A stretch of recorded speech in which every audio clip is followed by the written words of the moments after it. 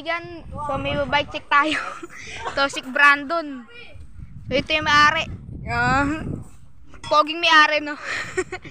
So yan, Tosik Brandon. So simula tayo.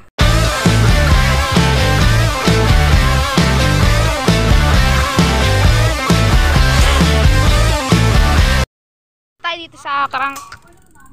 Ito ay Tosik siya na stock. Pero hindi siya naka Halotech. Naka 1x nga pala to. Ano siya, ano to? Anong teeth to? 34 teeth.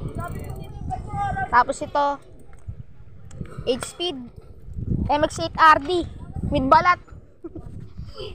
So ito parang 10 speed nga to. Ito yung gusto ko sa Brandon. So ito yung pinakamaliit niya is 11 teeth. Tapos yung pinakamalaki 40. So yan. So sound check.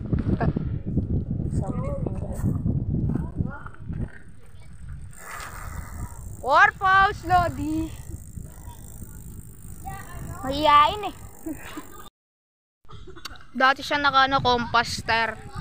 Yung pinalitan ni Idol ng Maxxis. Putang gala. Maxxis na to. Maxxis Recon Race 27.225 65 PSI, no? Laki. Kaya medyo mataba eh, no? Eto, pitik check. Alloy Lodi. Wakin naman dyan, mga fans. So ito 27.5 na frame. Internal cabling. Yun yung maganda, no? Para ano, pero di siya bakal. Ang port lang dito is bakal. Bakal yung port. Sabi ng mga nakatosik alloy. Pero yung mga nakatosik Brandon naka bakal. Kasi itong hubs niya is anong hubs to? Sulon hub. Ang poles nito sa likod is 4 poles na sulon hub. Itong rim niya is naka-alloy na. Spoke, siyempre bakal yan. So yan, upgraded na rin yung pedal niya. 3,000, mayaman kasi ito eh. So ayan, may mat guard na rin. Marami na rin na-upgrade dito eh. Naka 17K na nga itong kaibigan ko. Adik sa MTV. So ito yung rotor niya, Shimano. Upgrade na rin. Kasi itong tires na naka-compass dati. Madali kasi mapudpud yun eh. So ang nakano dito, quick release na yung hub. Pati sa harap likod yan. Tapos yung underbar niya, Tosik na stock. Stock na Tosik. Naka-hydraulic na rin. Pero walang preno sa harap. Pumutok. Sinira nung kaibigan natin. Ang speed na ito is naka 1/8. 1/8 speed. So yan. MX-8 siya. Pati RD MX-8. Yan. Seat post niya is Tosik, bakal, kinakalawang. Yung may-ari ako kung saan tumitingin. So yan.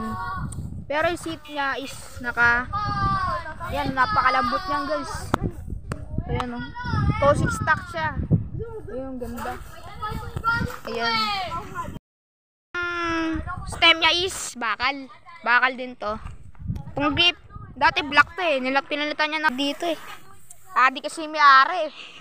Adik sa bike parts. Niya black and white. So ayan. Ito mat red eh, no? Saka itong ano niya, ganda ng kulay eh, no? Yan, nakalagay dito Brandon. Siya may mga design pa. Parang carbon eh, no? May carbon na halo, pero sticker lang pala to. Ito, sticker din to, pero hindi siya matatanggal eh, no? Napakatigas. Napakatigas.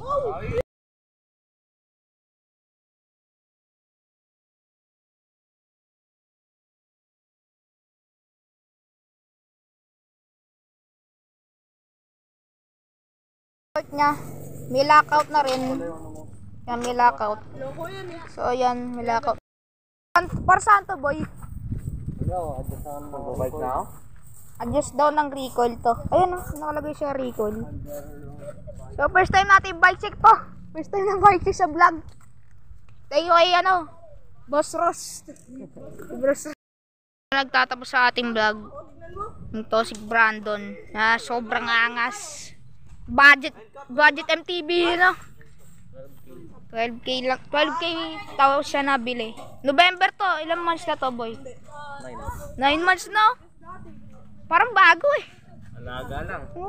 Pero mas bago yung isa, yung naka-rock still. Give it to me like